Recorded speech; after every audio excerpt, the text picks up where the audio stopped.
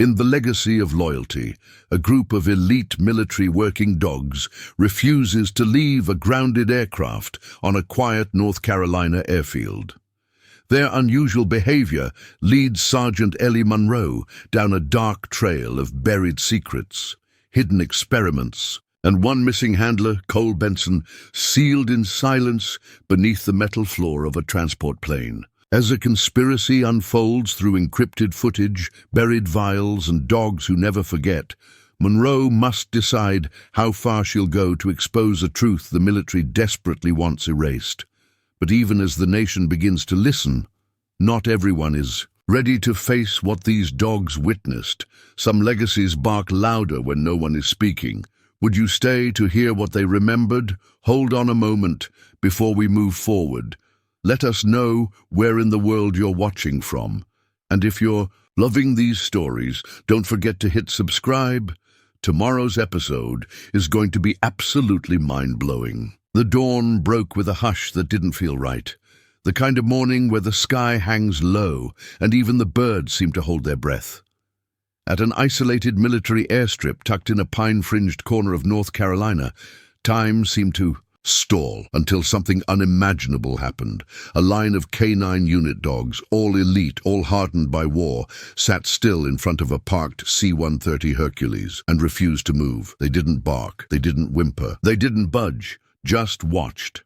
And the silence they carried was louder than any siren. If this sounds like the beginning of a secret they tried to bury, it's because it is. And once you know what these dogs saw, you'll understand why their loyalty became the military's worst nightmare.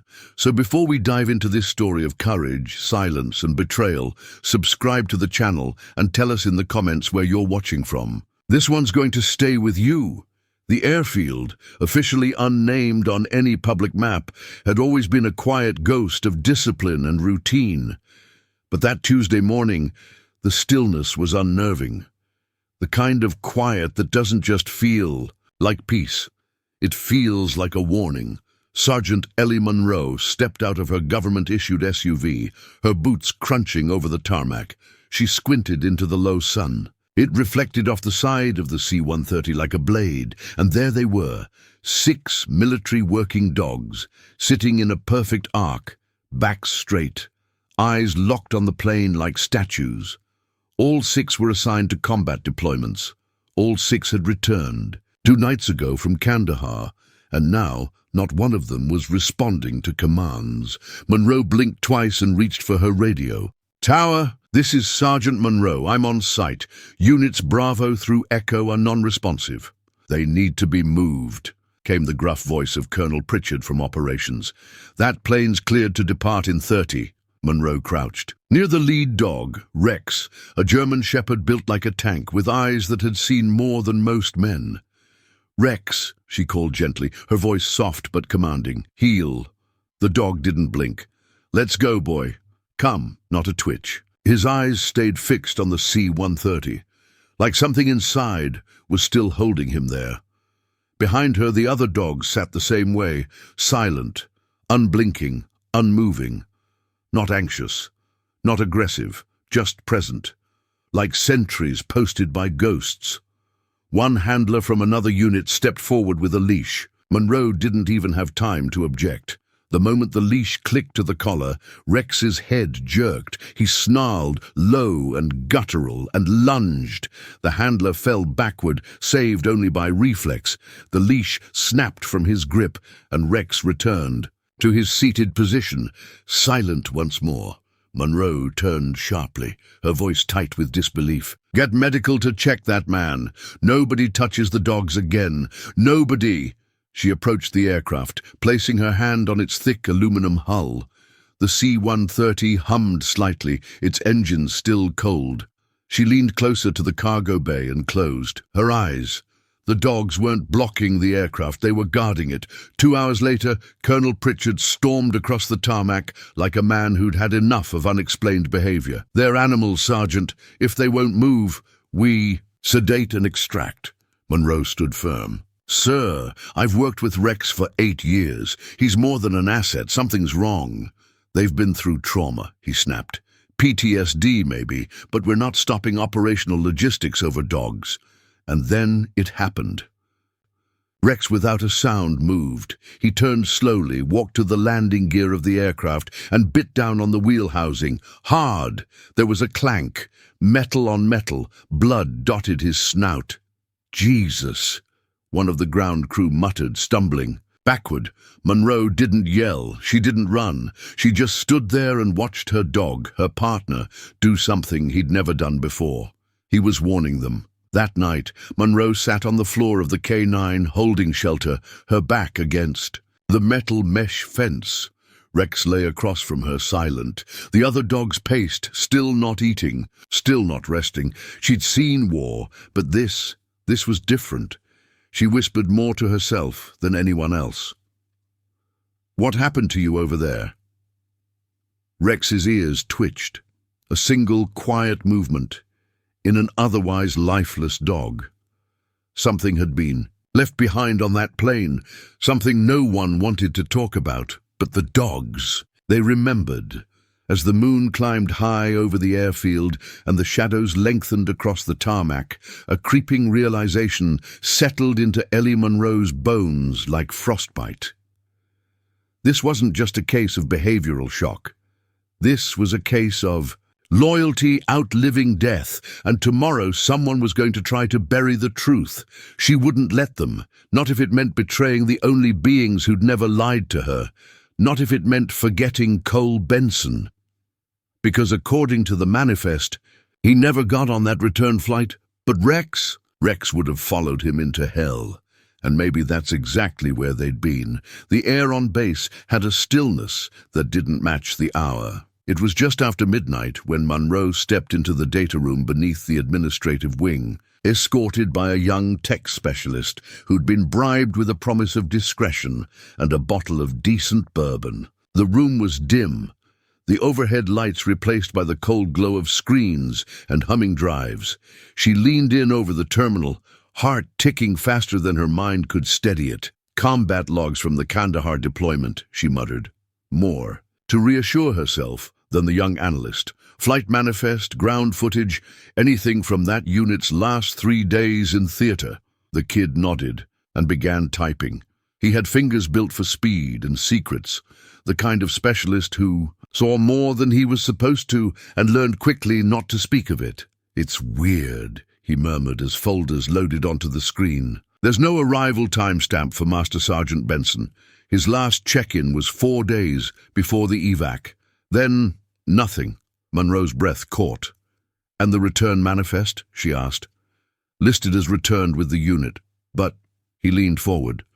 "There's no visual verification. In fact," he tapped a few keys, frowning as blank boxes filled the screen. "Surveillance files from those days are corrupted or deleted." "Who else has admin access?" Monroe asked quietly. He didn't answer right away. When he did, his voice had dropped to a whisper. "Only Central Command, or higher, the kind of higher that doesn't get questioned, the kind that buries its own dead even if they're still breathing." A soft beep interrupted them. The system had flagged a video fragment recovered from a blacked-out body cam. The image stuttered, but ran. It was Kandahar, a low-lit hangar at night. Benson's voice, crackling but unmistakable, rose sharply in the static. "They're not ready. You can't take them in like this. They're showing signs." The video jumped, jarring and sudden, to the image of a figure being dragged backward into darkness. Not by insurgents, not by strangers, by men in American uniforms. Monroe reached out to pause the video, but the screen went black before she could touch it. The tech looked rattled. "That was it. That's all we have." She stared at the blank screen for a long moment. "Make a backup, hide it, and forget I ever asked." Back outside, the wind had picked up, whispering through the chain-link perimeter fence. A transport chopper sliced the sky above the barracks, but Monroe didn't look up. She was walking faster now, past midnight, and every shadow felt heavier. Back at the holding area, the dogs had not moved. Rex lifted his head when she entered, eyes calm but sharp. She knelt beside him, ran her fingers down his back. No reaction, but his ears twitched once when she whispered the name. Coal. Rex whined. Soft. Sharp. Like pain. Outside, headlights bloomed across the hangar. Monroe rose, frowning. An Air Force colonel in full-dress blues stepped from the vehicle, followed by two officers in civilian clothes. One of them held a black case. Monroe walked out to meet them halfway. "What's this?" The colonel's smile didn't reach his eyes. "Standard protocol. The aircraft's being reassigned. Dogs will be removed. Orders from above. You're not touching them. That's not your call." The officer with the black case stepped forward. He opened it. Inside, tranquilizer darts, dosage listed in red, labeled with the names of each dog. Monroe's jaw tightened. "You sedate them now. You kill them. We'll take our chances." She stepped forward, blocking the path. "You're not hearing me." The second civilian pulled out a document. "This isn't a request, Sergeant. It's classified." Behind her, the air shifted. A low sound, like thunder if thunder had a soul. The dogs were standing now, not growling, not barking, but standing. Together, in a line, and watching. One officer reached for a dart. Rex stepped forward, just one step, and stopped. "Sir," the younger officer said, voice trembling. "I wouldn't." The colonel hesitated, then took a breath and stepped back. "We'll be back in the morning." As the vehicle disappeared down the runway, Monroe turned back toward the hangar. She didn't say a word. She didn't have to. The dogs had drawn a line, and tomorrow someone would try to cross it. By morning the sky was overcast, a smear of steel gray. Clouds pressing low above the airfield. The cold was creeping in early this year. Monroe could feel it settling into her bones as she stepped into the command operations building, her mind already racing. Officially, she was here for a security briefing. Unofficially, she was here to tear the lid off something no one wanted. Touched. She walked past the double glass doors into the records division, her badge clipped sharp at her collar. She hadn't slept. Her boots felt heavier, but her steps were sure. The clerk on duty, Sergeant Walker, looked up, young, obedient, and unfortunately for him, not yet disillusioned. "Morning, Sergeant Monroe. Something I can help with?" "I need the full mission logs from the 47th K9 Detachment in Kandahar.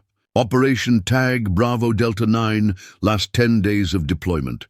Also, I need the return flight manifest from Sunday's inbound Hercules." Walker frowned, but keyed into the terminal. Most of that's flagged. Access is restricted to supervisory. Clearance and—" "Wait, that's strange." Monroe leaned forward. "What is?" Walker turned the screen toward her. "The manifest shows 6 K9 handlers, 5 dogs, all logged in on return.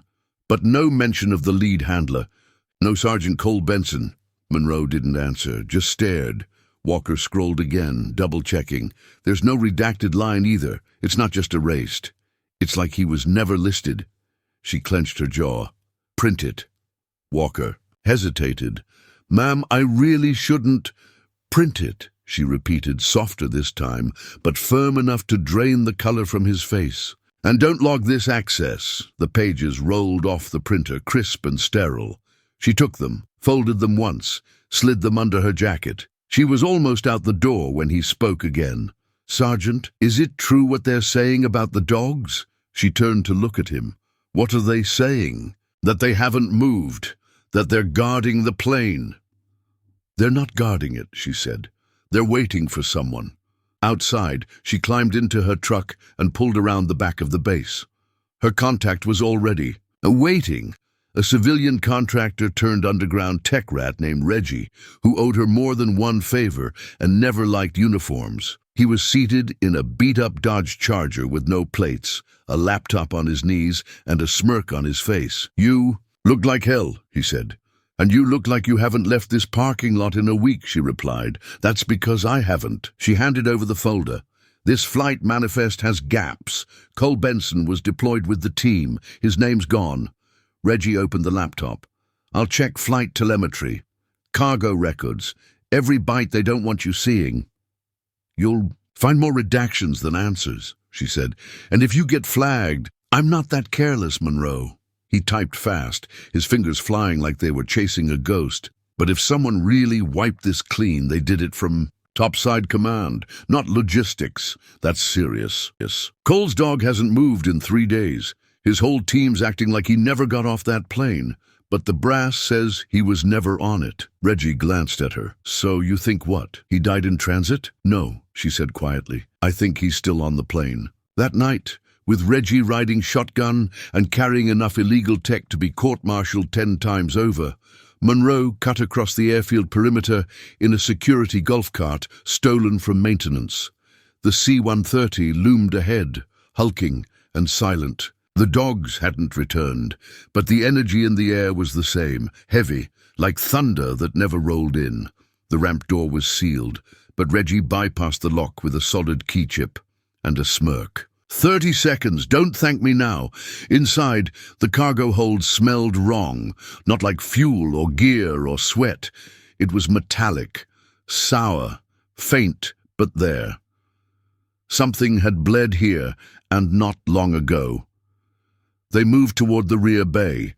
Reggie paused, squatted down. Blood, he whispered, dried, smudged, a small pool near the tie-down straps. Monroe knelt beside it, running her glove over the stain. A few feet away, a single paw print, dried, deliberate, tiny, and alone. Someone tried to clean it, she said, but not all the way. Reggie pulled out a flash drive and connected. To a hidden port near the cockpit door. If there's hidden data, it'll be here. Let's see what the black box says. The screen blinked once, static flickering across its face, then sound negative.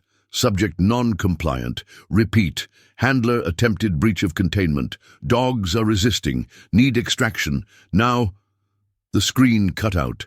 Reggie pulled the drive. That's all I could get. Outside, the wind had picked up again. Something in the sky shifted. Monroe stepped out of the plane, stared at the tree line. Lights flickered beyond it, not patrols, vehicles, civilian ones. She felt it then, low and sick in her gut. Whatever they were hiding wasn't just about Cole. It was about the dogs and the truth buried somewhere inside that C-130. By morning, the order had gone out across the base. The dogs were to be sedated, crated, and transferred to a secure facility by midday.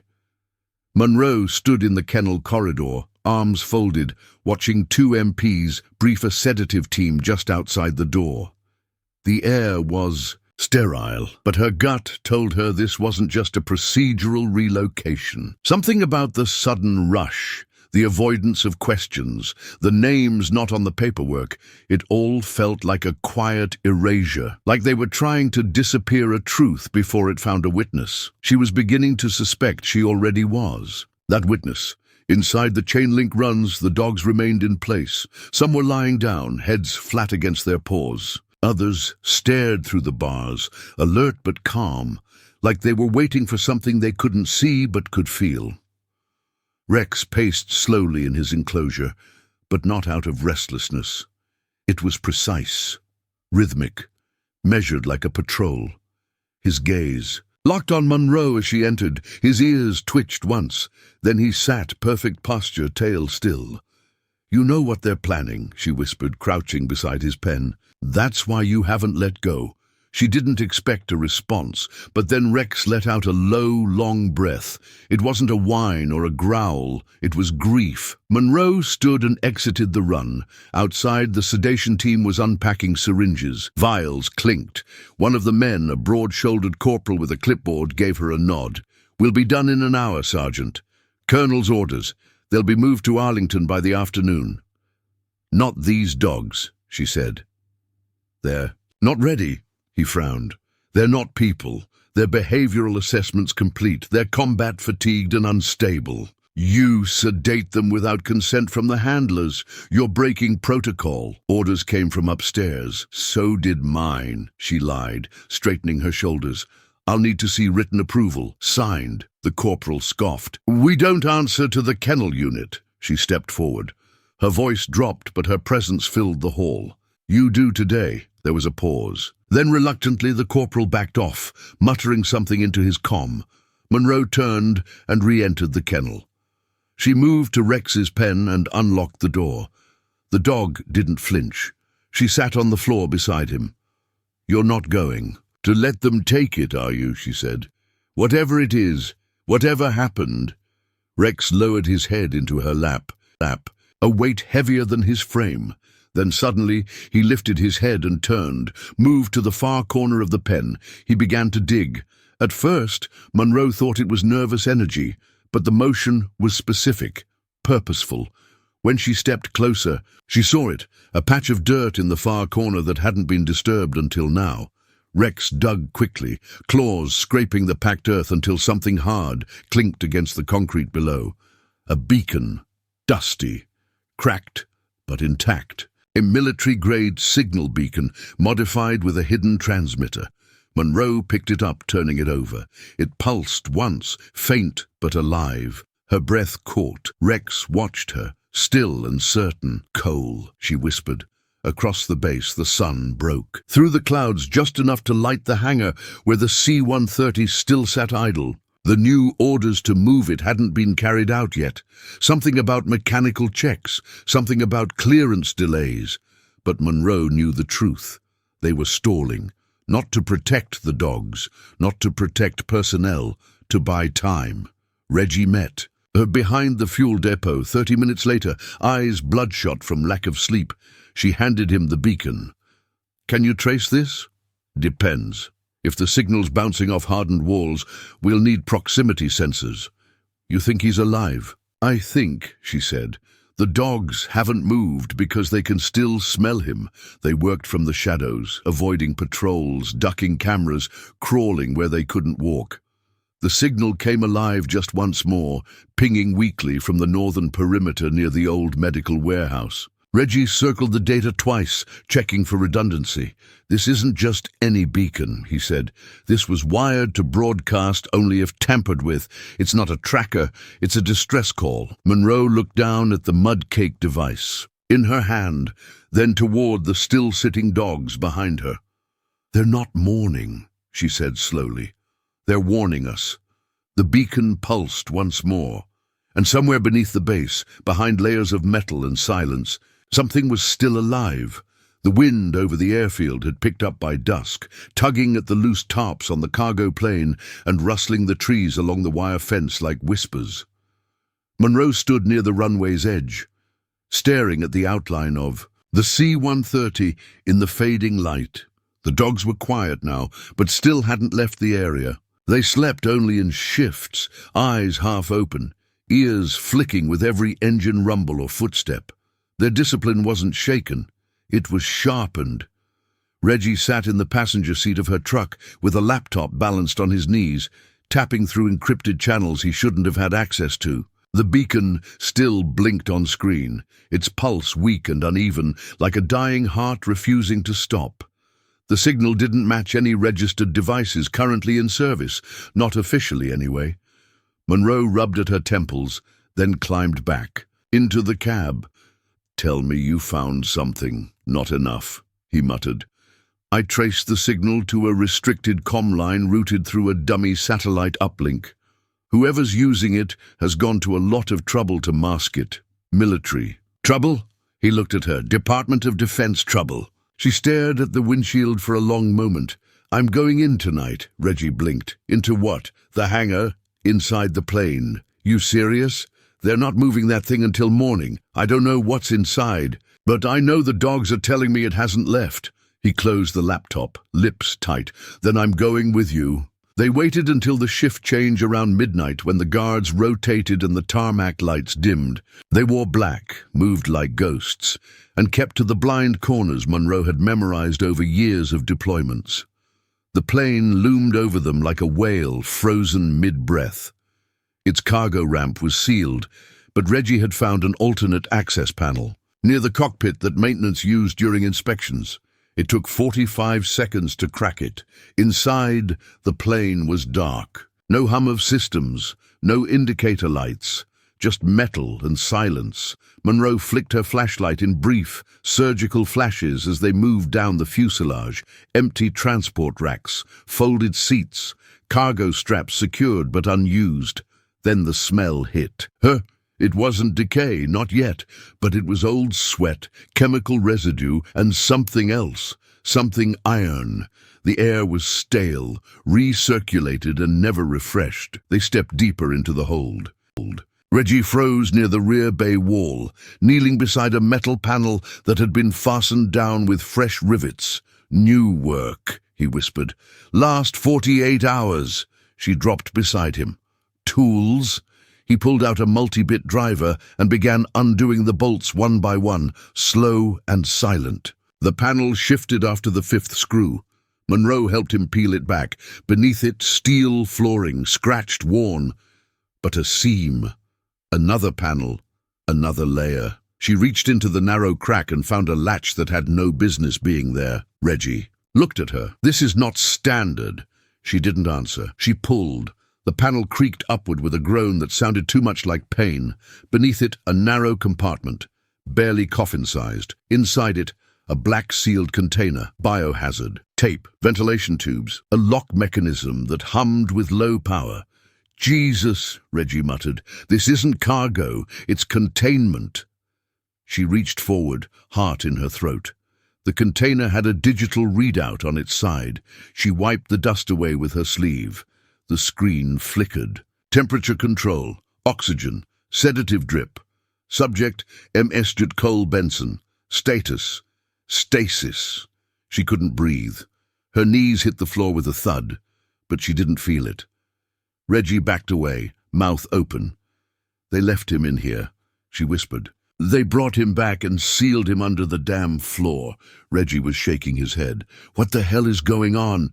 Monroe leaned over the lid, her hand trembling as it hovered above the unlock panel. She hadn't seen him in 2 years, not since they'd been assigned to different units. But now he was here, not dead, not gone, hidden. "Help me get him out." Reggie hesitated. "We don't know what condition he's in. We don't even know if he's conscious." "He's breathing," she snapped. "He's alive. We're not leaving him in this crate." Reggie moved to help. It took 2 minutes to disengage. The locking clamps, the seal hissed as it released, and a low whine filled the air as the lid slid back. Inside, Benson lay motionless, IVs in both arms, electrodes across his chest. He looked pale, drained, like a man halfway between sleep and memory. His hair had grown out.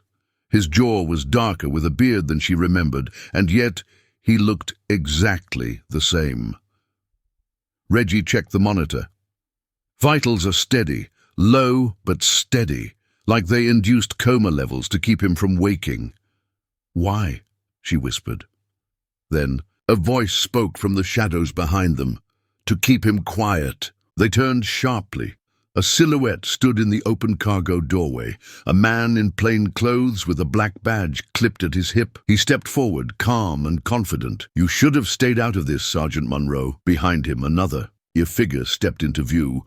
A woman this time, same badge. "You've seen too much." Monroe stepped in front of the container. Reggie rose, hands clenched. "Nobody's going anywhere," the man said.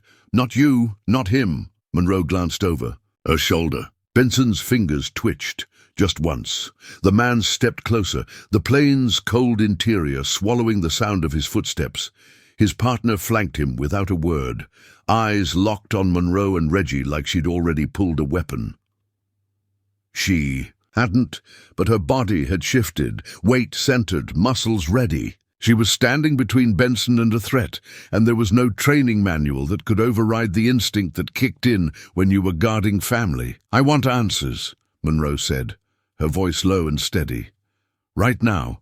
Who authorized?" "This?" The man showed no badge, only that smug, unnervingly calm expression. "What you've uncovered here is classified under National Defense Protocol. Need to know only. You don't." Reggie's laugh was soft and sharp. "You're really going to try the old Black Ops line on us?" The woman ignored him. "You're interfering in a containment assignment. That's actionable." "You stuck a man in a box under a plane," Monroe snapped. "That's not containment. That's burial." "Benson was compromised," the man replied. "He had exposure to experimental protocols that altered neural activity. He became unpredictable, violent." Monroe shook her head. "You're lying." He took a step closer, dropping his voice. "Sergeant Benson disobeyed a direct extraction order. He tried to expose internal operations and put an entire squad at risk. He is not who you remember. He's not yours to disappear." The woman reached into her coat slowly, deliberately. Monroe's hand hovered over her sidearm, but Reggie moved first. "Nope," he said, stepping between them and lifting both palms. "You pull anything in here and every camera I've hardwired into this plane goes live. I've got files syncing right now to a private cloud and 3 embedded journalists. We're not bluffing." The woman paused. The man's eyes flicked between Monroe and Reggie, calculating. Then, without a word, they turned and left. For a long time, no one moved. The only sound was the soft mechanical hum of the cryo unit and the faraway whine of wind rattling the hangar wall. Reggie stepped back to the container and looked down at Benson, who hadn't stirred again. "Now what?" Monroe exhaled. Her hands trembled, but she closed the container halfway, just enough to shield his body from the cold. "We get him stable. We get him out." Reggie's voice dropped. "You think they'll let that happen?"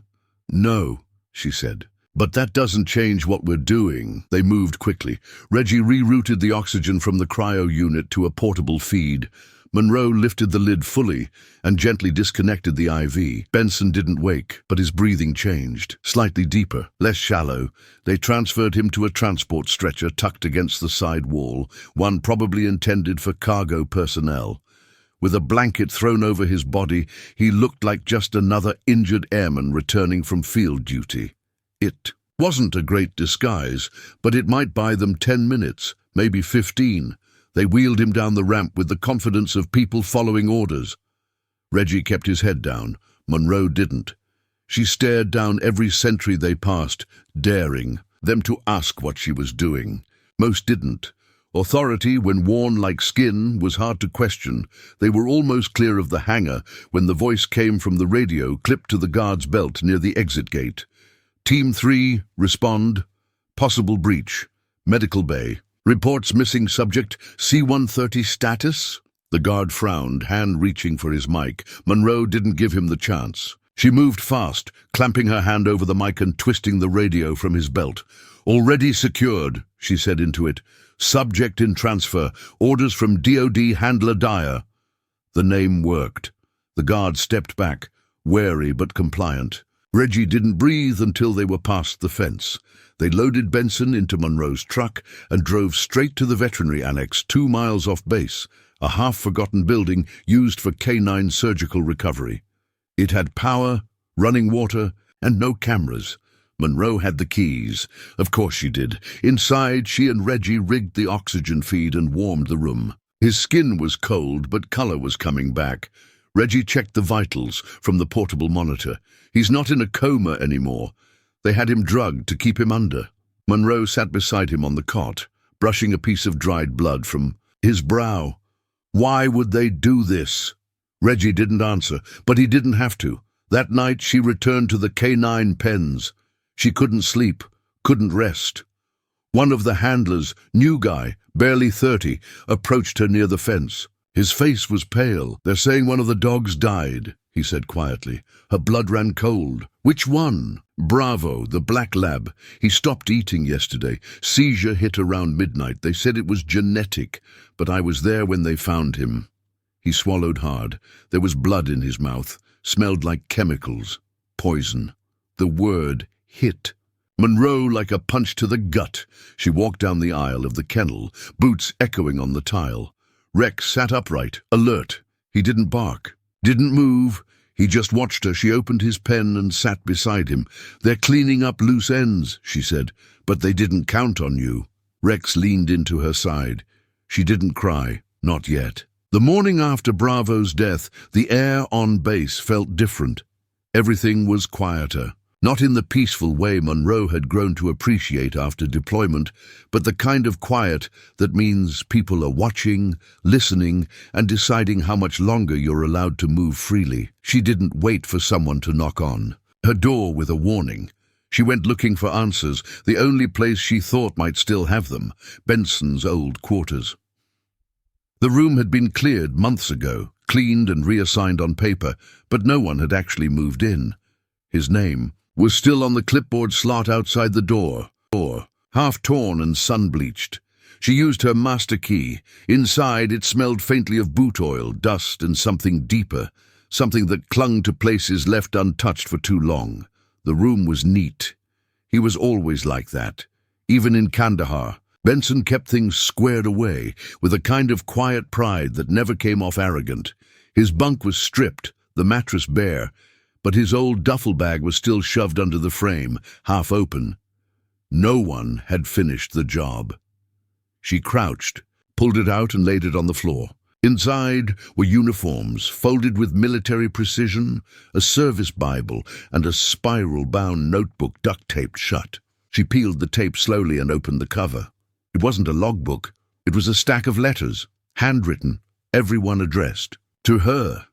They weren't dated, but she could tell from the ink and the tone that they spanned months. Some were casual, a few lines about the dogs, their routines, or some ridiculous thing that happened on base. Others were harder, confessions, apologies, and near the bottom, warnings. She sat on the floor and read in silence, only the ticking of the wall clock keeping her company. In one, Benson wrote about a program called Operation Wildfang, a name she'd never heard. At first he described it as a behavioral adaptation trial for elite K-9 units, something about increasing engagement responsiveness and decision time under fire. But the deeper into the letters she got, the more it changed. They weren't just training techniques, they were implants. He talked about surgeries done in the field, about something injected directly into the dog's neural pathways. A synthetic peptide, he called it. It made the dogs faster, more aggressive, more obedient. But it also made them unpredictable. One dog attacked a handler without warning, another started biting at its own paws until the bones showed. Cole wrote that when he asked to pull the plug on the trials, they told him to shut up and do his job. But one letter, written shakily, the pen digging deep into the paper, was different. "If something happens to me," it began, "I need you to know I tried to stop it. The dogs aren't just tools, they're victims, and someone has to tell the truth." She folded the letter and slipped it into her jacket. Back at the annex, Reggie had set up a secure relay in the back office. He was hunched over a monitor, monitoring comms. He looked up when she walked in. "You're not going to believe this." She dropped the duffel on the floor. "Try me." He turned the screen toward her. "I decrypted a hidden cache from the black box you found on the plane. It wasn't just flight logs. There's a manifest of cargo-coded BWK-923. Guess what that stands for? Biological weapons. Specifically engineered compounds, shipped under combat ordnance orders. There were vials on that plane, Monroe, not just dogs." Her stomach turned. "They tested it on them. They tested it in them," he said. She leaned against the wall, rubbing her face with both hands. It was too much, too big, too buried. But somewhere in the middle of it all, something still hadn't broken. That night, she walked the grounds with Rex. The other dogs followed behind, no leashes, no commands. They stayed close to her, as if drawn by something only they understood. At the far edge of the field, Rex stopped walking and lowered his nose to the ground. Then he started digging again. This time it wasn't a beacon he uncovered. It was another vial, cracked, buried beneath the soil near the loading dock, like someone had tried to hide it in a hurry. She picked it up with her gloved hand and stared at the faint remnants of liquid still clinging to the glass. They weren't guarding the plane. They were guarding what was done on it. Later, in the stillness of the dog run, she reread Benson's last letter. "If they try to erase me, don't let them erase the dogs. They'll remember what we can't afford to forget."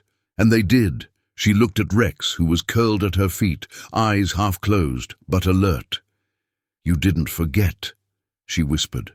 The dog didn't move, but for the first time in days, she thought she saw the tension ease in his shoulders, just slightly. The chapel on base had stood empty for most of the year. It was a squat brick building tucked beside the admin block, more of a gesture than a refuge. But on that grey Sunday morning, Monroe unlocked the side door and stepped into its stillness, with 6 leashes clipped to her belt and a 7th left dangling. The dogs followed her without command, their bodies moving as one, silent and reverent, as though they understood where they were. She hadn't meant for it to be a ceremony. She wasn't that kind of person, but after reading the last of Benson's letters, after holding the cracked vial in her hand and remembering the first time she saw him kneel to pray beside a wounded dog in the Afghan dirt, it felt like the right thing to do. It felt like something she owed them. She didn't light candles, didn't wear her dress blues. She just walked slowly to the front of the chapel and turned, facing the rows of empty pews. The dogs sat behind her in perfect formation. Rex stayed closest, always closest. She pulled the letter from her coat and read from it aloud.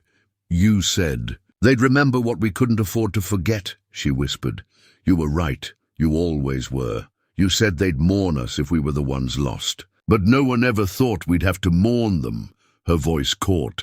"I don't know how long they'll let me keep digging, but I'll keep going. For them, for you, for all of it." She folded the letter and placed it on the lectern, then dropped to one knee beside Rex. The dogs pressed closer, not pawing, not nudging, just present. A wall of silent, living memory. She bowed her head. "Dear God," she began softly, "watch over those who walk with us and never speak a word, who run through fire and into bullets because they trust us more than their own instinct. Forgive us for forgetting them when it's over. Forgive us for using them until they break and then discarding them like parts." Her hand found the fur at Rex's neck. "Forgive us for everything we didn't say to them while they were still standing." Outside, the wind kicked up, and then Rex did something she hadn't expected. He moved, he stepped forward from the line of dogs and walked toward the corner of the chapel near the pulpit. There was nothing there, just a patch of old tile where a crate had once been used to hold folded flags. Rex circled twice, then stopped and began pawing the ground. Monroe stared. She rose slowly and crossed to him, the other dogs falling in behind her. She knelt where Rex was digging and touched the floor. It was loose, a floorboard, not tile, misaligned. She pressed, and it gave way with a muted creak. Inside the narrow space beneath it, wrapped in plastic and cloth, was a beacon. Not the one they'd found before. This one was active. It blinked a single, slow blue pulse. She lifted it out, turned it over in her hands. It was military issue, modified with a short-range distress transmitter and a redundant storage chip. Reggie would have to break the encryption, but she already knew what it was. It had been buried here, by Cole, back before the mission, back before the plane, before the silence. She stepped back from the pulpit and stared at the dogs. They weren't watching her. They were watching the door. That night she brought the beacon to Reggie. He cracked it open in his workshop behind the supply depot, his fingers trembling just slightly. "This is a memory cache," he muttered. "Not data logs, not schematics. What is it then? Footage." He tapped the screen. It flickered to life. The resolution was grainy. The sound filtered through low-range microphones, but it was clear enough. The image showed a narrow hallway inside a portable command structure, likely in Kandahar. Benson was on screen talking into a body camera. "They're using them without informed consent," he said. "Dogs and handlers both. It's an umbrella project. Wild Fang's just the tip. There's more. Neural mapping, reflex conditioning. They're trying to build something out of fear. And it's working." The footage shook, then angled hard as Benson turned, alarmed by something off-screen. Voices shouted, gunshots, a scuffle. The camera dropped to the floor, tilted at an awkward angle. Shadows moved across it, boots, combat gear, American uniforms. Someone picked up the camera, a voice whispered, "Shut it off." Then the footage ended. Monroe stood frozen, the screen still glowing against the dark. Reggie's voice was thin. "They dragged him away." She nodded once. "They buried him alive," and the dogs watched, Monroe looked toward the open door. The dogs were gathered in the yard outside, their eyes fixed not on her, not on Reggie, but on the night beyond the fence. "They remember," she said, and maybe that was the point. The military would never admit it. But somewhere deep in the bones of this base, a truth had been dug up. Not by soldiers, not by systems, but by loyalty that refused to die. The lab sat at the edge of the base, hidden behind a chain-link fence and 2 levels of clearance. Officially, it was a veterinary pathology center. Unofficially, it was where science went quiet. Reggie called it the freezer, not just for the temperature inside, but for the way everything felt frozen in time. Monroe had called in every favor. She had left to get inside without a security trail. Once you crossed certain lines, you didn't walk them back. The technician on duty didn't ask for paperwork. He barely looked up from his desk as he handed over the crate, metal hinges sealed, with a single strip of red tape. "This is what you asked for," he said. "I'm not supposed to know where it came from, but it was tagged Hazmat Recall before it got rerouted here." She opened the crate with a slow breath. Inside, nested in dense foam, were 3 vials, black glass, no labels, no lot numbers. Just a barcode etched in silver around the neck of each one. She held one up to the light, but it didn't catch. It swallowed the reflection instead, heavy, cold. Reggie stood at her side, arms folded, scanning the barcode with his phone. "BWK923, he confirmed. "Matches the shipment code we found in the plane logs." Monroe set the vial down carefully. They were never just transporting dogs, or even testing them. They were using them to hide this. He pulled up a decrypted folder on his laptop, retrieved from the memory cache they'd found beneath. The chapel floor. One of the files was a research overview, heavily redacted, but not enough to conceal what mattered: neurochemical modification trials, aggression thresholds, rapid recovery protocols. They weren't testing obedience. They were rewriting instinct, shifting baseline morality in high-stress environments. The project wasn't designed to help the dogs survive. It was meant to make them better weapons. Reggie's eyes moved down the screen, growing wider. Jesus, they weren't stopping with K9s. "What do you mean?" "This document. Look, at the next phase trials. There's a list of controlled subjects, and handlers are on it." Monroe reached for the printout, fingers curling tight. "They were planning to test this on people." "No, they already did." Her stomach turned. "Benson?" "Probably," he said. "He wasn't just fighting for the dogs. He was trying to whistleblow on something bigger." She turned back to the crate. One of the vials had a small crack near the base, no wider than a hairline. She imagined it leaking, slow and unnoticed, into the cargo bay. Onto skin. Into fur. Onto men. She took the vials and drove them to the annex, storing them in a private freezer with double locks. Not that she trusted the locks to stop anyone, but it bought her time. And right now, time was more valuable than truth. That night, she returned to the kennel just after lights out. The base was quieter than usual, tense, like a coiled spring waiting for the pressure to break. Rex was already awake, sitting near the gate. When she approached, he stood. No wag, no sound, just presence. She opened the gate and let him out. They walked together across the field, past the training course, past the motor pool, to the far side of the old supply building. The other dogs followed behind them, shadows in the dark. There was no command given, no gesture, but the dogs stopped, one by one, and formed a circle around a rusted storm grate that hadn't been touched in years. Rex sat beside it and looked at Monroe. She didn't move at first. Then she knelt and brushed away the dirt around the edge of the grate. Her fingers caught something hard, a plate, bolted down but not welded. She worked at it slowly until it lifted free. Beneath it, a sealed envelope. She pulled it out, opened it. Inside was a photograph. Benson, in the desert. Son at his back, kneeling beside Rex.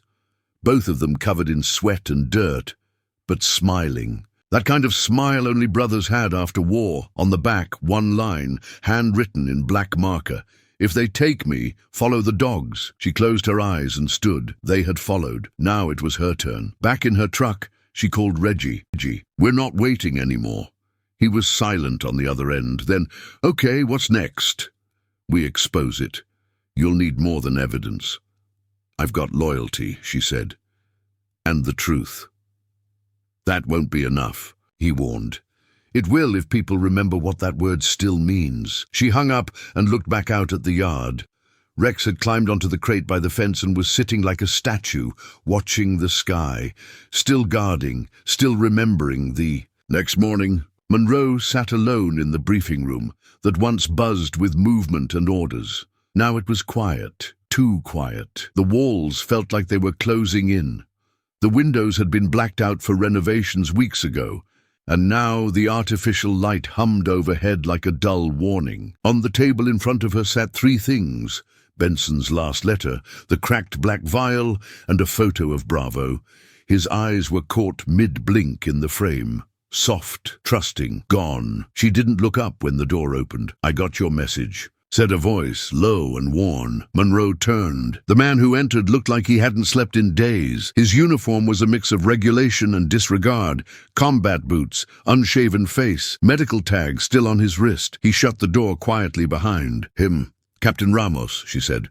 "They called me unstable after Kandahar," he replied. "Said I was exaggerating, paranoid. You know how they do it." "I know." He sat across from her, eyes bloodshot, hands fidgeting. "I saw them take Benson. Tell me everything." He hesitated, then reached into his jacket and pulled out a folded paper. Monroe unfolded it carefully. It was a sketch, crude, done by hand, but detailed. An internal map of the C-130 with the cargo bay marked, and beneath it, another layer. A false floor, a container human-sized. They put him in there while the rest of us were outside getting briefed. Said he'd had an outburst. Said he was a danger. What kind of container?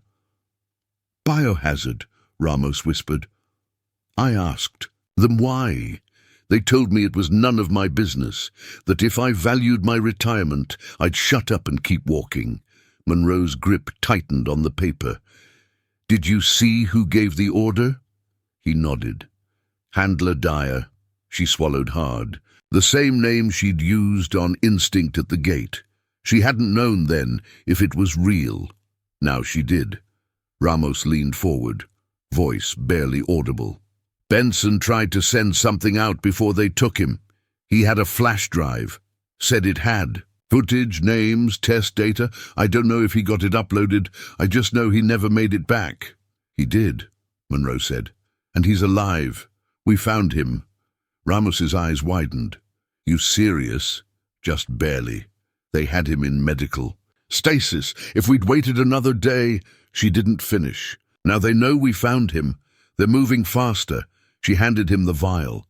He turned it over in his hands, frowning. "This is what they used?" "We think so.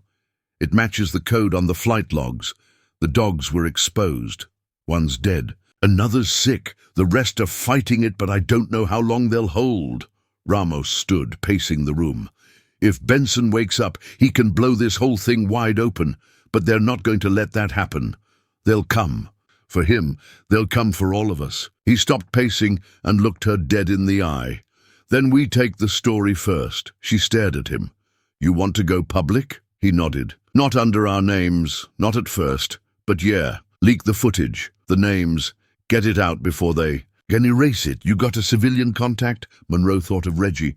"Yeah, he's ready." That night, she and Ramos met Reggie in an abandoned train car outside the south gate, where the signal would bounce without trace. Reggie brought everything: hard drives, backup servers, encryption tools. He laid them out like weapons on a table built from crates. Monroe handed over the files, letters, footage, the memory cache from the beacon, the decrypted logs. Reggie looked through it all in silence. When he finally spoke, his voice was tight. "This is going to get people hurt." "They're already hurt," Monroe said. "This is just giving them a voice." He nodded slowly. "Okay, I'll post it in pieces. Darknet forums first, whistleblower channels. Then, when it picks up, I'll hit the wires." And if they trace it, he looked at her. Then we've already lost. She stood by the open hatch of the train car, wind rushing through her hair. Rex sat beside her, ears twitching.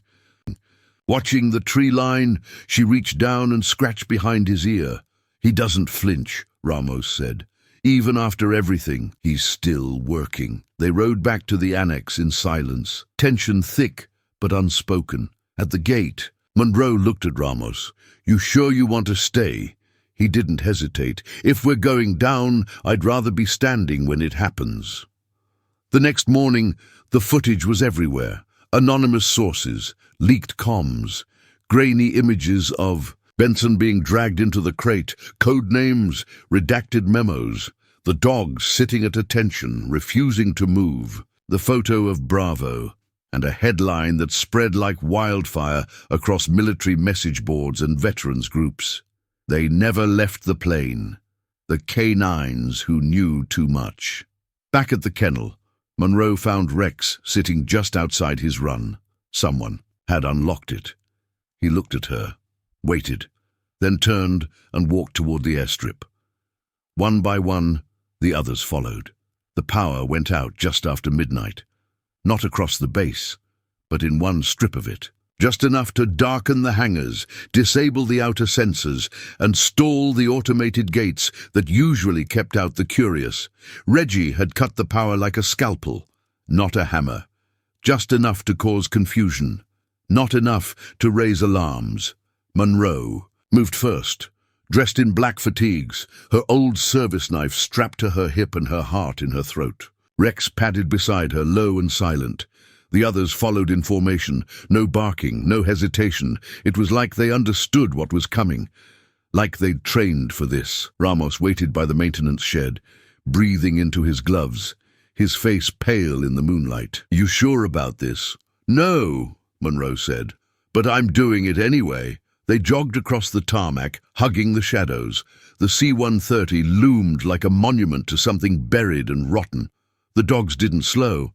In fact, they pulled. Ahead, Reggie's voice buzzed through Monroe's earpiece. 3 minutes before auxiliary power kicks back in. After that, lights, cameras, and probably a lot of pissed-off men with guns. We won't need 3. They reached the plane. The ramp was sealed, but Ramos had brought a plasma cutter from his maintenance days. He snapped it on, the thin arc of blue light biting into the metal seam with a hiss. Monroe kept her eyes on the tree line, expecting movement at any second. Rex stood still, but his tail was stiff, his breath shallow. As soon as the latch gave, Monroe pushed the ramp open and ducked inside. The others followed. The dogs didn't wait for her command. They surged forward, moving straight to the rear cargo bay, to that floor plate, the one with the hidden seam. Monroe knelt beside it and began unscrewing the bolts. Ramos stood over. His body tensed like a loaded spring. What if he's not here anymore? He asked. He is, she said. They haven't had time to move him. The plate lifted with a grunt. Below, just as before, was the black container. She and Ramos hauled it out and pried open the lid. The hiss of decompression was slower this time, less violent. The cold inside smelled like saline and antiseptic and fear. Benson lay inside, pale but breathing. His eyes flickered. Cole, Monroe whispered. His lips moved. She leaned in close. Run! Gunfire cracked outside. The first burst shattered a windshield. Then came the shouting, boots pounding the pavement, orders barked through radios. The Empower was back. Reggie's voice came over the comm again, panicked and sharp. They're coming, Dyer's men, black SUVs, unmarked, armed. You've got about 30 seconds. Ramos pulled Benson out of the container and slung him over his shoulder. He groaned but didn't resist. Monroe turned and shouted, "Go!" The dogs moved first, flanking her on either side as they sprinted down the ramp. Spotlights flared to life, slicing across the airfield like search beams. Shouts erupted.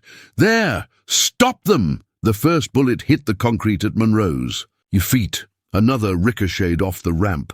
She ran harder. Ramos was ahead of her now, Benson's weight slowing him down, but the dogs closed ranks, staying between them and the gunfire. Rex didn't falter. Reggie met them at the far side with a stolen vehicle, engine already roaring. Ramos threw Benson into the back seat. Monroe jumped in after him. Rex didn't follow. She turned to look and saw him standing halfway between the plane and the truck, facing the oncoming lights. "Rex!" she shouted. He turned, limping slightly, and sprinted the last few feet. A shot rang out. His leg buckled. He stumbled.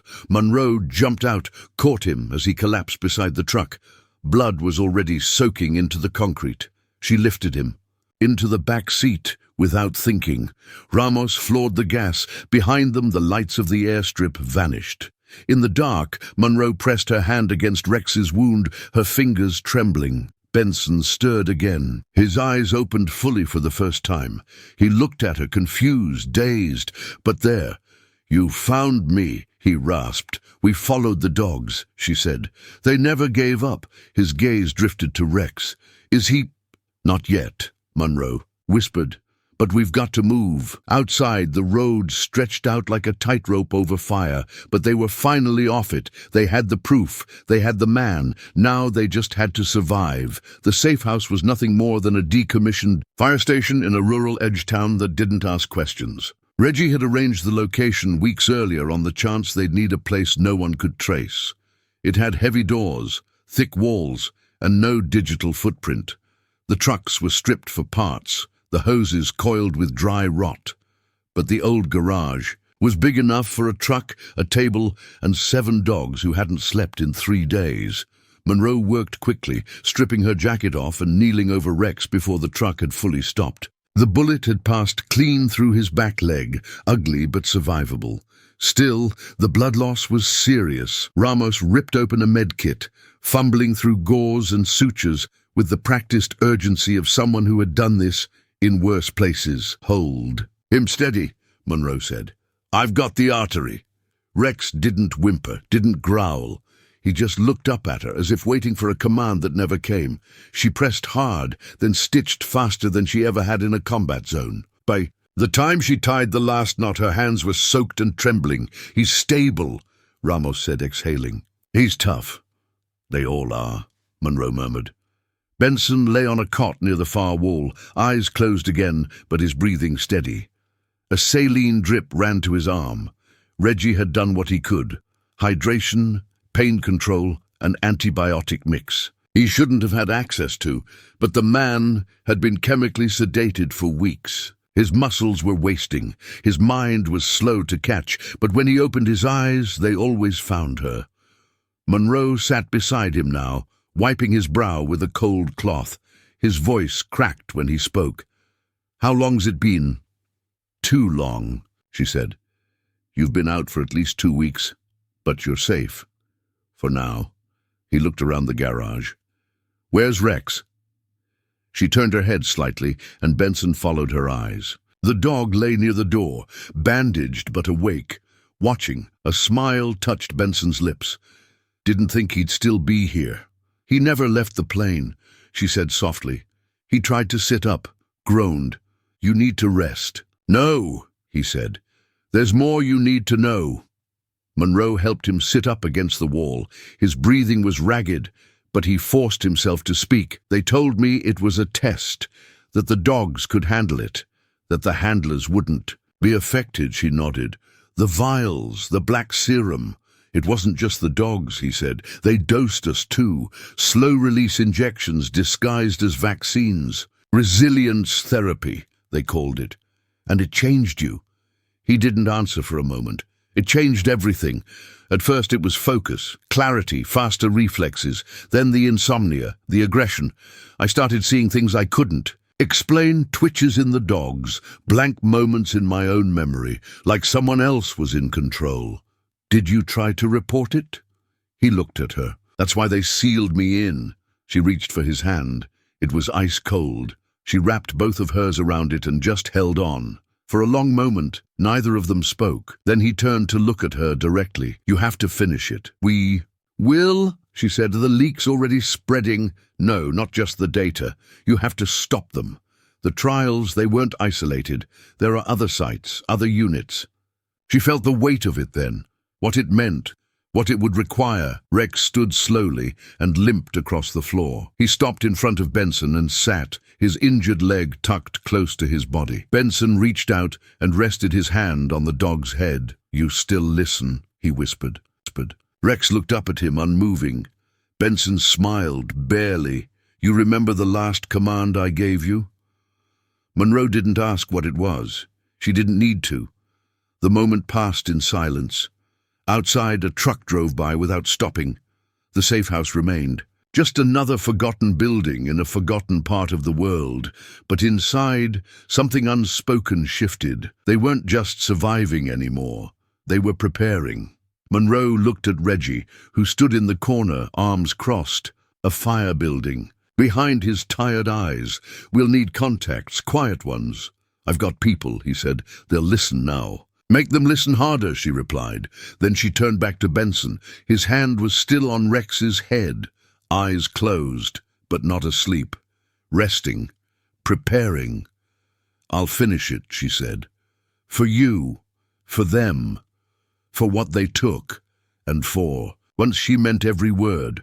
The first bullet hit the edge of the bay door just after dawn. It wasn't a warning shot. It was precise, calculated, meant to kill, not signal. The second round shattered the side mirror of the truck Monroe had parked against the west wall. By the time she ducked behind the concrete divider, the garage echoed with the staccato sound of automatic fire.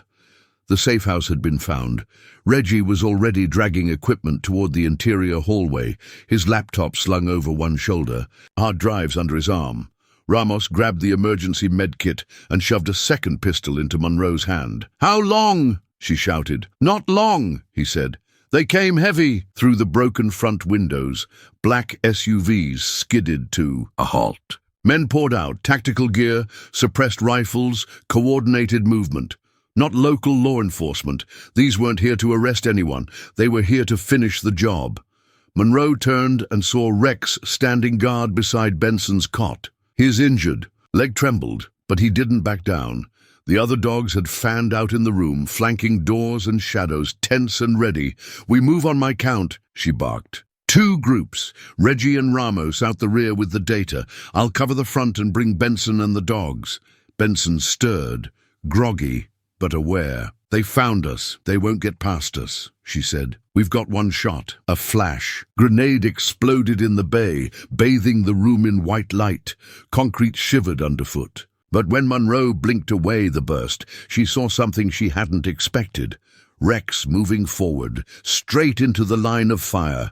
"No!" she called, but it was too late. He lunged through the broken window, jaw snapping down on the nearest. Gunman's arm.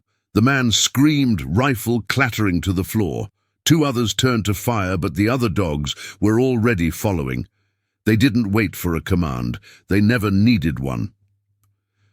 Monroe pulled Benson to his feet, wrapping his arm around her shoulder as Ramos led the charge out the back, Reggie close behind. Hard drives pressed to his chest, like they were holy. Monroe staggered toward the truck parked behind the building, engines already running. One of the dogs rejoined her, Sable, the youngest, blood on her muzzle, unharmed. Benson climbed into the cab with Reggie's help. Monroe slammed the door, turned once more toward the street, expecting more fire. Instead, she saw Rex, dragging himself back across the concrete, limping, bleeding, but alive. He collapsed just shy of the truck. Monroe ran, arms reaching, ignoring. The pain in her knees as they hit the pavement. She scooped him up as carefully as she could, whispering his name again and again. They made it out, barely. The convoy regrouped miles down the road, tucked under an overpass, while they patched wounds and reviewed footage. Reggie's hands trembled as he decrypted the latest file, an email chain between two Department of Defense contractors, referencing the field trials, the dogs, and most chilling of all, projected adaptation into non-animal subjects. "We were never supposed to see this," he said. "We're going to make sure everyone does." Ramos kept watch from the edge of the gravel, rifle slung low. "We've bought time, not safety. They'll come again." "They can come every hour of every day," Monroe said. "We're not hiding anymore." She checked Benson's pulse. Stronger. Now. His voice was thin but steady. "You've got them on the run." "Not yet," she replied. "But we've got what they're afraid of.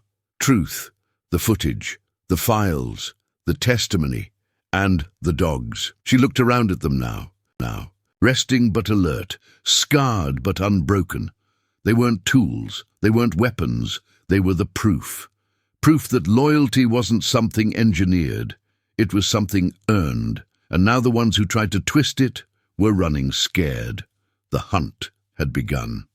The video leaked 3 days after the firefight. It wasn't uploaded by Monroe or Reggie, but it wasn't theirs to control anymore. Someone in one of the dark channels had mirrored it, then passed it to a journalist, who passed it to a major wire service. And once it hit the first national outlet, it ignited like dry brush in a lightning storm. Footage of the black vials, of dogs refusing to leave a plane, of Monroe pulling Benson out of the cryo unit, dazed and barely breathing, of Rex standing guard. Even as bullets flew past his ears, they aired it all. By the time Monroe walked into the back room of a diner in rural Virginia, the TV over the bar was showing satellite photos of the base. The words "secret testing program," "unauthorized medical trials," and "military dogs experimented on" flashed in ticker tape across the bottom of every screen. She didn't stop to watch. She just nodded to Ramos and dropped into the seat beside Reggie, who hadn't left his laptop in 20 hours. "It's out of our hands now," he said. "That's where it should be," Monroe answered. Benson slept in a borrowed trailer out back, still recovering. The dogs rotated shifts beside him. Rex wouldn't leave his side. Veterans groups picked up the story first. Former handlers, combat medics, old K9 unit trainers who recognized the names and faces. They started writing, calling, posting photos. Some came forward with their own stories, odd injections, unusual behavior in their dogs, whispers of programs they'd been told never to mention again. Animal rights organizations joined next. Then lawmakers, then the storm. Within 48 hours, the Pentagon issued a statement denying all involvement.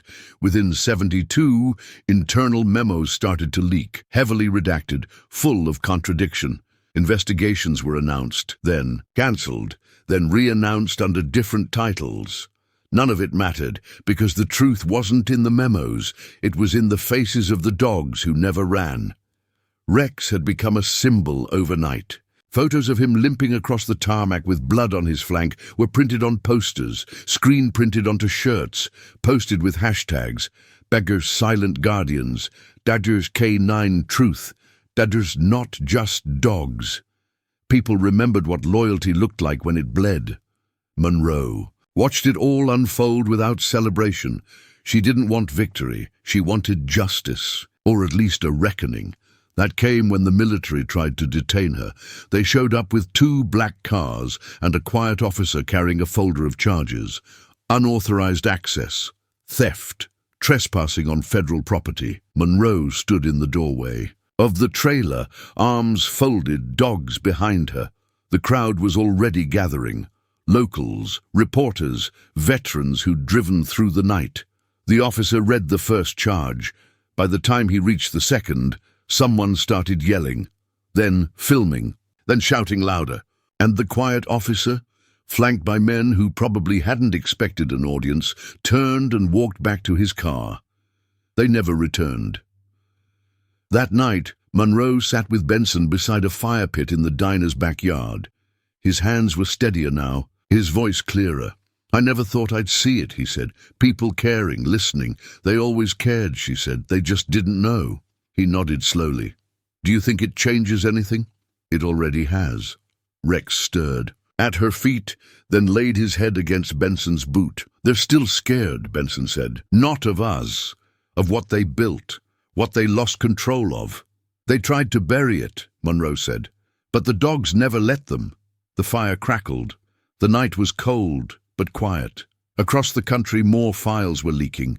A whistleblower from another base, a retired scientist, an anonymous doctor who'd handled sedation protocols. They came slowly, then all at once, and somewhere Monroe knew the people behind it all were watching the tide shift. They had miscalculated. They had forgotten the handlers and the hounds. They brought the medals in a padded briefcase and laid them out under fluorescent lights in a government building that smelled like polished wood and forgotten promises. Monroe didn't want to go. Neither did Benson. But someone from the Pentagon had called, then someone else from Congress, and by the time word reached their lawyer, the message was clear: attend the ceremony or lose what little ground they'd gained. So they went. The hall was filled with faces, most of them unfamiliar, some dressed in uniforms so crisp they looked brand new. A podium had been set up, flanked by flags. A set of plaques stood covered beneath a black cloth. One for Benson, one for Monroe, one for the dogs. The room was too quiet. Rex stood at Monroe's side, a soft brace wrapped around his injured leg, moving slower now but still upright.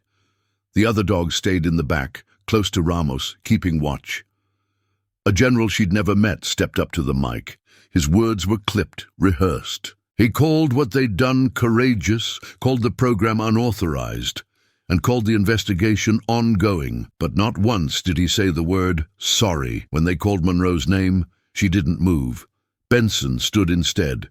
She doesn't want it, he said, but she'll take it for them. He nodded toward the dogs. The room didn't applaud, not really, just a polite smattering of hands, quickly fading. Later, behind the building, Monroe stood smoking a cigarette. She hadn't touched in years. She watched the smoke drift into the early evening sky and thought about Bravo, about the others, the ones who wouldn't get plaques or statements or quiet medals pinned to a chest that no longer rose and fell.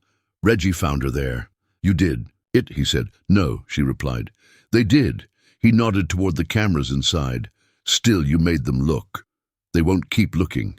Then we make them. She flicked ash off the tip. They'll bury it again. Reggie's smile was grim. Not if you film it first. They launched the video a week later, not through news outlets or government leaks, through Monroe's voice, raw and unedited, no press agent, no sound design, just her face, lit by a single lamp in a dark room. She told the story of Benson, of the crate under the plane, of the dogs who refused to move. She showed footage, grainy, sometimes hard to watch, of injections, seizures, field notes from handlers who hadn't survived long enough to speak for themselves. She ended it with one question. How many times will we silence loyalty before it stops showing up? The video went viral in hours. No flash, no anger, just truth, and people weren't ready for it. Veterans began sending in their own stories, photos of dogs who'd never come back, handlers who hadn't been the same. Some cried on camera, others didn't speak at all, just held up ID tags and broken collars, and everywhere the dogs became something else, not weapons, witnesses. Within days, a petition circulated, a call for a memorial, not just for fallen soldiers, but for military canines and the roles they'd been forced into. Monroe didn't sign it. She didn't need to. Her name had already been stamped into it by every handler who knew what those dogs had done. One morning, while drinking coffee outside the trailer, Benson looked up at her and asked, "Do you think they'll remember them?" She didn't answer right away. Then, "They'll try not to." He nodded, "So we won't let them." A week later, Monroe received a padded envelope in the mail. No return address. Inside was a medal, one of the same she'd refused to pin to her chest. But this one had something extra taped behind it. A note, folded twice, written in handwriting she didn't recognize. Not all silence is cowardice. Sometimes it's memory, waiting for someone to speak. She put the medal in a drawer. But the note. She carried that in her wallet, and every time someone asked her what happened out there, she didn't point to articles or headlines or digital files. She pointed to the dogs, because they had never stopped watching. They held the tribunal in a secure room beneath a military building with no signage, no flags, just concrete walls and polished boots, and a table too long for the number of people seated at it.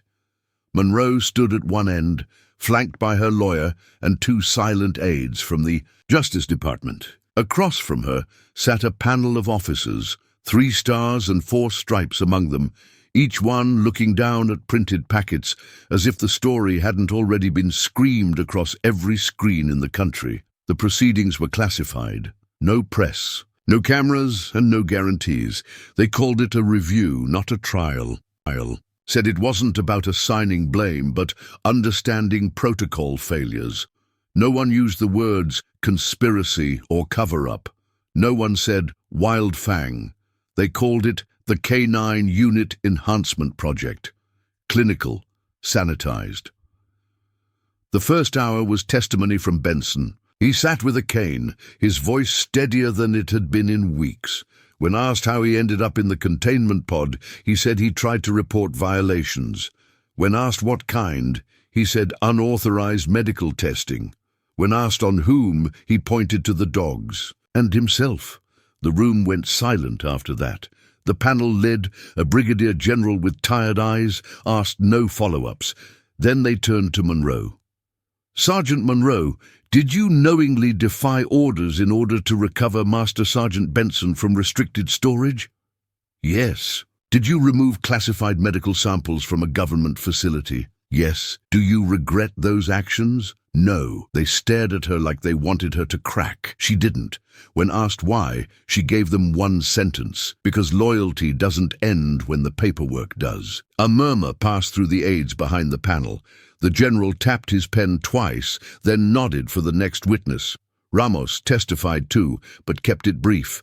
Said he saw the dogs act before any of them understood what was happening. Said he trusted them more than he trusted the men behind the closed doors. Reggie wasn't called, civilians weren't welcome, but everyone knew his fingerprints were all over the leaks. That was the point. The tribunal stretched over 2 days. No verdict was read. They said it would be delivered privately, through appropriate chains. But Monroe didn't care. The damage had already been done, not by her, by them. On the last afternoon, she passed Dyer in the hallway. He wasn't in uniform, just a grey suit with a white badge clipped to his belt. He looked like a man who expected to keep his job, or maybe already had a better one waiting. He smiled when he saw her.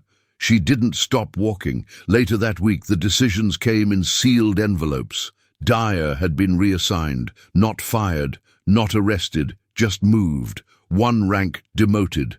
A footnote in a file no one could FOIA. 2 researchers lost clearance, but retained pensions. The program, they said, was dissolved, but no one named it, no one acknowledged its reach. Monroe's charges were dismissed. Benson was honorably retired. There were no headlines. The public had moved on. New outrage, new noise, only the dogs remembered. At the annex, Monroe sat in the grass beside Rex, watching him stretch his leg with more ease than she'd seen in weeks. The sun was soft. The yard was quiet. They didn't pay, Ramos said behind her. Not the way we wanted, she replied. But they felt it. Somewhere, yeah. Reggie walked over, holding a new letter from the Veterans Board. They were considering a policy change, proposing new protections for military working animals, new oversight. It wasn't justice, but it was something. You going to the hearing? Reggie asked. Probably. They'll want you to speak. I will. She looked down at Rex, whose eyes were closed now, his breathing slow. You think he knows it's over? Ramos asked. She shook her head. It's not over. Then she stood and started writing what came next. It started with a simple request, submitted through the proper channels, Monroe asking for the return of Bravo's remains. She wanted to bury him, wanted his tag, his record, whatever was left. The form came back stamped, request denied. Reason, subject classified, so she submitted it again, and again. Then she stopped asking. She started calling veterans groups, journalists, politicians who'd publicly supported the hearings and privately sent her letters of thanks. She gathered everyone who had shared the photo of Rex standing guard on the tarmac and reminded them what Bravo had done before he died. Stood even as his body failed him, refusing to leave his post. She wasn't asking anymore. She was demanding. It reached the Secretary of Defense within a week. Still, no formal acknowledgement. But one night, just after midnight, an unmarked black van pulled up to the annex gates.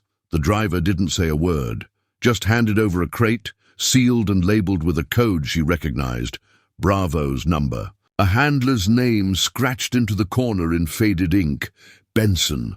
Monroe opened it on the ground, kneeling beside it like a ritual. Inside, the remains were clean, folded in a burial wrap. No ceremony, no apology, just the body of a soldier returned in silence. Rex sat beside her the entire time, his head bowed, his eyes dry. The funeral was small, but word spread anyway. They held it on the south lawn of the annex, where the dogs trained, and the air still smelled of memory. Monroe didn't wear a uniform. No one did. But veterans came, former handlers, combat nurses, a few local families who had seen the reports and wanted to show something that looked like thanks. Benson stood with a cane. Ramos held the flag.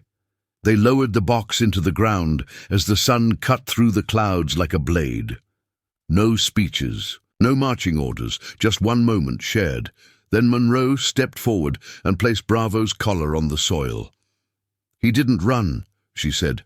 "Not once. He didn't need medals or plaques or clearance to be brave. He just needed us to believe. He mattered." Someone behind her started crying. She didn't look back. The next day, more letters came in, from other handlers, other towns, stories of dogs who'd been buried without names, without honors, without anyone even showing up. Monroe read every one. Then she called the press again. She gave them the truth. There were no standard procedures for honoring fallen military animals. No protocols for recognition. Some were cremated, some were destroyed, some were left behind. That was the part no one wanted to print, so she told them to print it louder, and they did. Photos of Bravo's grave went viral. No headstone, just a handmade plaque with 3 words burned into the wood. He stayed behind. It hit harder than any report. Veterans across the country began posting tributes to their lost dogs, names that had never made it onto paperwork, photos of working dogs in Iraq, in Afghanistan, beside hospital beds and armored convoys. They weren't statistics anymore. They were brothers. Congress tried to slow-walk the response. They always did, but the petitions piled up, and when a major news outlet ran a headline, "No graves for the brave," something shifted. Within 2 months, the Department of Defense authorized an official military burial program for K-9 units. Lost in service. For the first time, dogs would be eligible for graves alongside their handlers in national cemeteries. It wasn't a favor, it was overdue. At Arlington, Monroe stood in the quiet space where Bravo's ashes would be reinterred. A small marker had been ordered, one of the first, his name etched in black stone. Rex was beside her, his brace removed now. He walked without a limp. Benson stood on her other side. "They're watching," he said quietly. "They always were," she answered. And now, finally, people had started watching back. They called it a national recognition event, but Monroe knew better. It was a reckoning. The Department of Defense had booked the stage at Fort Myer, just outside Arlington, framed by marble, folded flags, and men in suits who had signed their names too late. They didn't own this day. The handlers did. The dogs did. The ghosts no one had buried properly now had a place to stand. Monroe had never wanted a podium, but they handed her the schedule, the microphone, and the pressure of silence. She stood behind the lectern in plain clothes, the wind tugging at her collar. Rex sat just to her left, quiet and alert, his eyes scanning the crowd as if he were still guarding something too important to name. Rows of chairs stretched into the morning light. Veterans, Gold Star families, trainers, medics, and too many. Empty seats saved for dogs who never came home. There were no uniforms on the stage. That had been Monroe's only demand. No rank today. Just names. She stepped up to the mic and looked out over the heads of the living. "My name is Ellie Monroe. I served for 16 years in the K-9 unit stateside and deployed. I'm not here today because I followed orders. I'm here because I broke them." The crowd was silent. "I broke them to bring back someone who'd been buried alive. I broke them to speak for dogs that were never meant to be remembered. And I'll keep breaking them until this country gives them the honor it promised." She paused, letting the wind carry her words further than she ever could. "Today, we're not just naming names. We're admitting something we've known for too long and said too little about, that our war dogs aren't equipment. They aren't extensions of our rifles or tools on a leash. They're soldiers. They bleed like us, fight like us, and far too often they're the last ones standing." Her hand dropped to Rex's back. This one stayed by a sealed container for 3 days because his handler never stepped off the plane. And he knew something no one else did. His human wasn't gone, just hidden. And when they tried to move him, he bit the landing gear to stop the plane from leaving. Laughter rippled softly. She didn't smile. He didn't know how to give. Up, they all didn't, and now finally we're saying it out loud. She nodded to the tech crew. On a screen behind her, the names began to scroll. No ranks, no serial numbers, just names. Some with photos, some with paw prints, some with nothing at all but a call sign, a location, a date. When she stepped back from the mic, no one clapped. No one moved. They just watched the screen. Then Benson took her place at the podium. His cane clicked against the stage. His voice was quieter than hers, but heavier. "Some of the dogs you see here saved lives. Others were used. Some died in silence. We won't let that happen again." He held up a single tag, "Bravos." "There's a new plaque at Arlington now, one of many to come, and I promise you this, no more medals for silence." The audience rose slowly, not in salute, not in pageantry, in acknowledgement. The ceremony closed without fanfare. No flyovers, no 21-gun salute, just handlers walking the aisles with their dogs, some old, some still scarred, all honored. Rex limped back to the truck beside Monroe, head high, tail low. In the parking lot, a girl no older than 10 approached with her father. She knelt beside Rex and gently touched his shoulder. "Thank you," she said. Rex didn't flinch. Monroe smiled, tired and proud. Later that evening, she walked the path at Arlington alone, past fresh flowers, old stones and folded flags tucked into crevices like offerings. When she reached Bravo's marker, she stopped. The plaque read, "He waited so others could wake up." Rex stood beside her. They didn't speak. They didn't have to. The nation had finally said something, and now they could move forward. They called it Benson's Law. The bill moved slowly through Congress, tucked into committee schedules and budget sessions, until someone finally realized the political gold it carried. No one wanted to be the vote against honoring war dogs. Not after the footage, not after the ceremony, and especially not after the photos of Bravo's grave made the front pages again, this time with school children leaving paper collars and hand-drawn flags at the base of the marker. The legislation passed with 94 votes in the Senate. The House took longer, but eventually it passed there too. The law of loyalty, as it became known, changed 3 things. First, it required every military working dog to be documented, not as equipment, but as personnel. Their names logged, their records sealed and stored with dignity, not indifference. Second, it guaranteed retirement rights. No more quiet euthanasia, no more being left behind on bases overseas or quietly transferred to labs. Each dog would be promised care, placement, and a handler if available. And third, it banned experimentation. No more chemical trials, no unauthorized behavioral protocols, no neural conditioning without oversight and informed consent. Not for dogs, not for handlers. Not again. Monroe read the final version of the bill while sitting on a bench outside the annex, Rex's head resting against her knee. She didn't smile when she reached the last page. She didn't cry. She just closed the file and looked out. At the field, "It should have never taken this long," she said. Benson was still recovering. He walked better now, without the cane on most days. But his balance remained off, and sometimes his speech slowed when fatigue hit. Still, he spoke. At the signing, flanked by Monroe and Rex, wearing a dark suit with no medals, his words were brief. "This isn't justice," he said. "It's the beginning of it." The cameras snapped, reporters scribbled. A senator tried to take credit during a press conference later that afternoon, but no one forgot who stood first. After the law passed, Monroe made another decision. She founded a non-profit, Silent Watchers. It wasn't flashy. No celebrity endorsements, no marketing firm, just a network of former handlers, medics, dog trainers, and vets who knew what war did to the ones who didn't speak. They worked to rehome retired canines, provided therapy for handlers with ghosts buried beside broken leashes, created a fund for dogs who came back with more scars than stories. Within 6 months, they had chapters in 11 states. Within a year, the waiting list for adoptions was longer than Monroe could manage. One night, she sat at her desk, going through the latest batch of applications. Families with fenced yards, veterans with soft hands and quiet homes, teachers, farmers, widows who'd lost their husbands overseas and wanted to give something back. She read every letter. All of them ended the same. "We're ready to give them the peace they earned."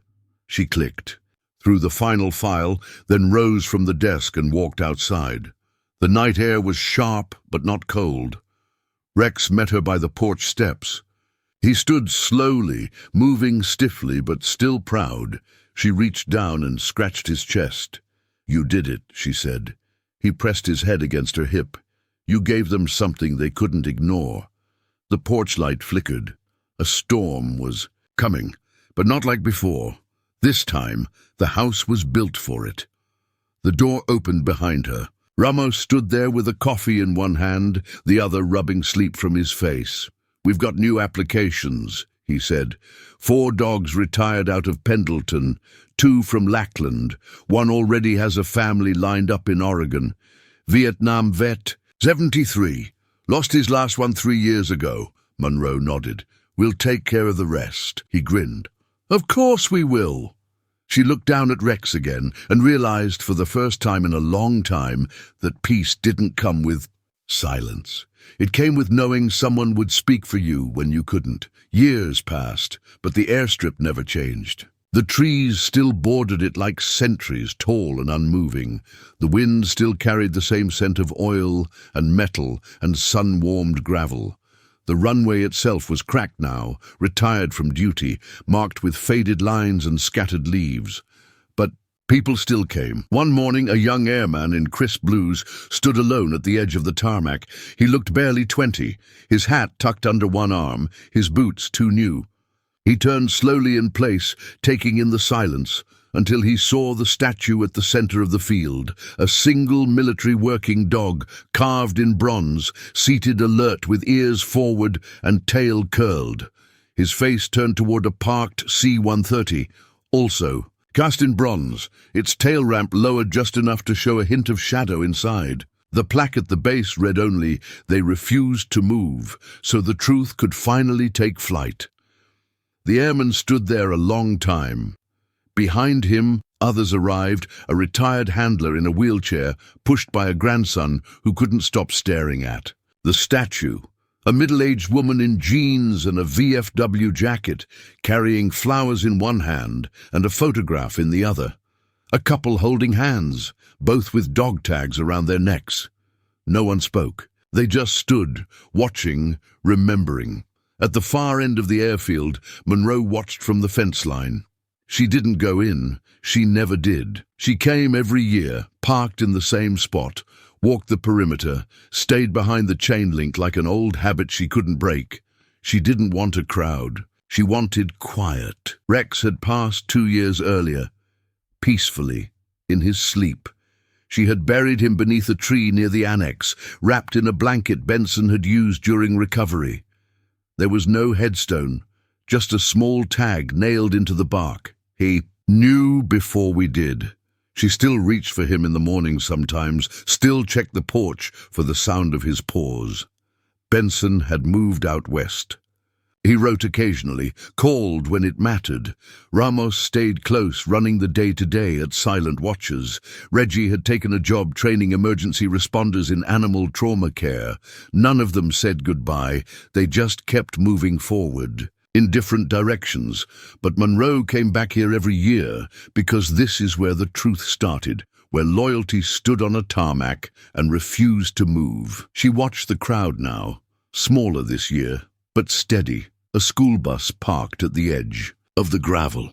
Kids poured out, escorted by a teacher who knelt beside them and pointed to the statue. Monroe couldn't hear what she said, but she didn't need to. She turned back toward her truck, footsteps soft in the grass. The clouds were low, casting a golden light across the runway. The world had kept spinning, the programs had changed, laws rewritten, memorials raised, but none of it mattered more than that moment, that first day, when 6 dogs sat in perfect silence in front of a plane no one understood. Waiting, warning. Monroe stopped at the gate and looked over her shoulder one last time. A boy from the group had stepped away from his class. He stood at the base of the statue, one hand resting gently on the dog's paw, and he whispered something. The boy didn't know she was watching, didn't know the history, but somehow she believed he understood. The torch had passed, not in speeches or ceremonies, but in the quiet, in the way some things stay rooted long after the noise has faded. Monroe walked back to her truck, climbed in, and started the engine. As she drove away, the sun cut through the clouds just enough to light the bronze once more. They were never just dogs, they were witnesses, and they had left behind something unshakable, a legacy, built not on orders or medals or laws, but on loyalty, that never asked to be seen, only remembered, always remembered.